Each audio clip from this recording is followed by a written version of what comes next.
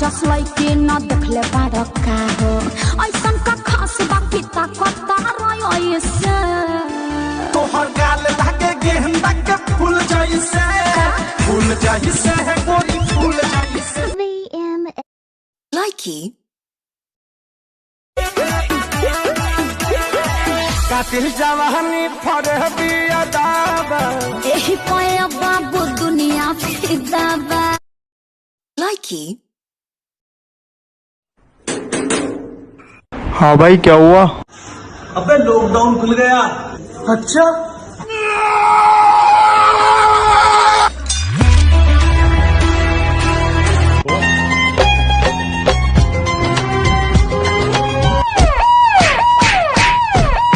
मोर बोले ये पंगुड़ी थारी भाई लॉकडाउन खुला? भाई अभी नहीं खोला। ठीक है हमारा जस लइके न देखले बाड़ का हो ऐसन का खास बाकी ताकत रही से तोहर गाल लागे गेंदा के फूल जैसे है गोरी फूल जैसे Likey कातिल जवानी फरहबी अदाबा एही पाया बाबू दुनिया फिदा बा Likey चाहिए तोहरा के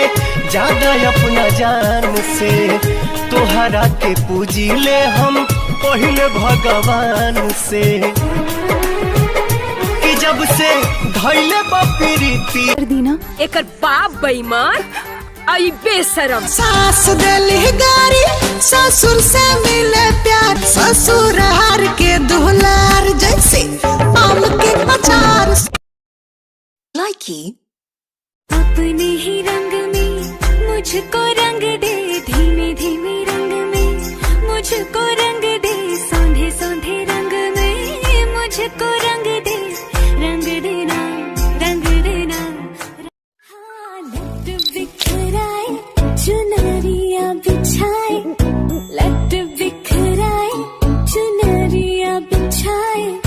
बैठी हूँ मैं तेरे लिए हाय तो महंगा होया तेल मेरी बढ़ गई रेल महंगा होया तेल मेरी बढ़ गई रेल मेरे बटुए नु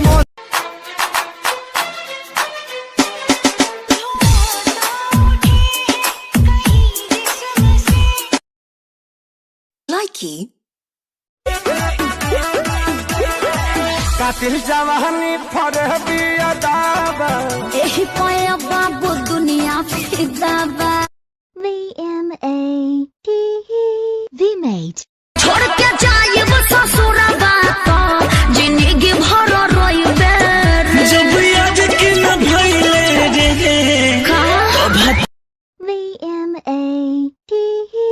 VMAT तेरी तिजोरी का सोना नहीं दिल है हमारा खिलौना नहीं VMAT जो जो के सनम हर जाई तू यखिया नहीं भरतई लोडो से तू ससुराज वही बलोरो से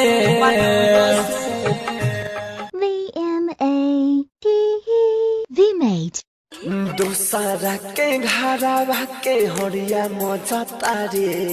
हमरा के तू छोड़ देले परिया बानी करे